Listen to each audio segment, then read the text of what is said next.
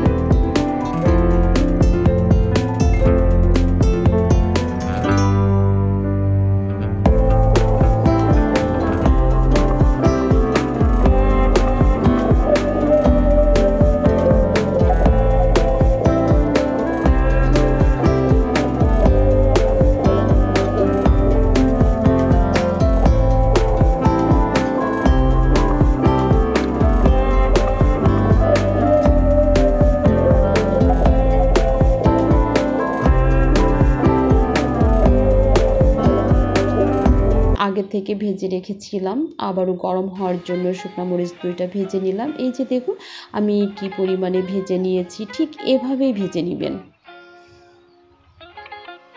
এবার দিয়ে দিচ্ছি শুটকি মাছ।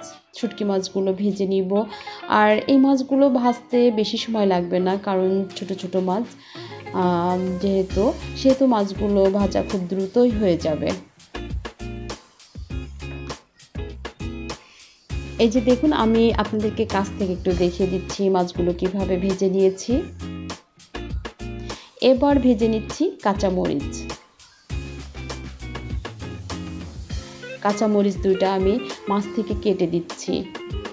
অনেক সময় আস্ত মরিচ ফেটে যেতে পারে, আর ফেটে গেলে মুখে লাগতে পারে, যে জন্য মাছ থেকে কেটে দিলেই ভালো হয়। আর দিয়ে দিচ্ছি ধনিয়ার পাতা কুচি। ধনিয়ার পাতা কুচি আর কাঁচামরিচ কিন্তু খুব একটা বেশি ভাজতে হবে না, বেশি ভাজলে কি হয়, গন্ধটা চলে যায়। এই যে আমি কি পরিমাণে ভেজে নিয়েছি সেটা আপনাদেরকে দেখিয়ে দিব।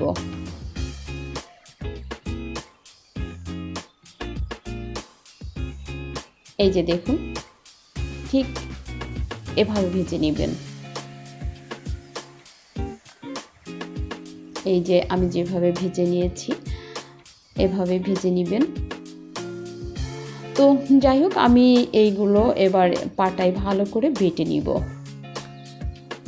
এই যে দেখতে পাচ্ছেন আমি কিন্তু এবার পাটায় বেটে নিব। আমি প্রথমে মাছগুলো দিয়ে দিচ্ছি। আসলে মাছ না, আমি সবগুলো একই সাথে বেটে নিব, কারণ মাছগুলো তো ছোট ছোট, একই সাথে বাটা হয়ে যাবে। আমি সবগুলোই একই সাথে দিয়ে দিচ্ছি। বড় মাছ হলে আমি আলাদা করে বেটে নিতাম, কারণ বড় মাছ তো একটু শক্ত হয়, যে কারণে আলাদা বেটে নেওয়াই ভালো। আর ছোট মাছ সেহেতু আমি একই সাথে দিয়ে দিলাম।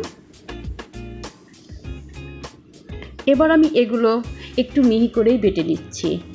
দেখুন আমি কিভাবে বেটে নিচ্ছি, আপনাদেরকে একটু দেখিয়ে দিচ্ছি আমার বেটে নেওয়াটা।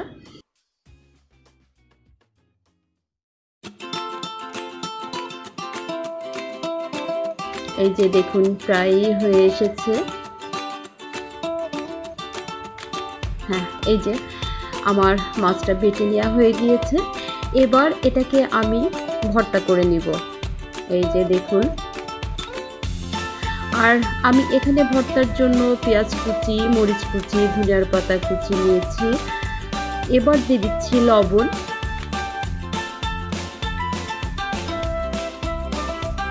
দিয়ে দিচ্ছি সরিষার তেল, পরিমাণ মতো সরিষার তেল দিয়ে দিতে হবে। এবার এগুলোকে ভালো করে মেখে নিব। তো যাই হোক বন্ধুরা, আসলে খুবই অল্প উপকরণে এই শুটকি মাছের ভর্তাটা কিন্তু খুবই ভালো হয় খেতে। আর আমি কিভাবে ভর্তা করলাম এটা তো অবশ্যই দেখলেন। যদি ভালো লেগে থাকে বাসায় একদিন ট্রাই করুন, ইনশাল্লাহ ভালো হবে। আর আমার ভিডিওটা কষ্ট করে দেখার জন্য আপনাদেরকে অসংখ্য ধন্যবাদ। তো আবারও দেখা হচ্ছে নেক্সট কোনো রেসিপিতে। সে পর্যন্ত সবাই ভালো থাকবেন, সুস্থ থাকবেন। আমি নিম্নি, আল্লাহ হাফেজ।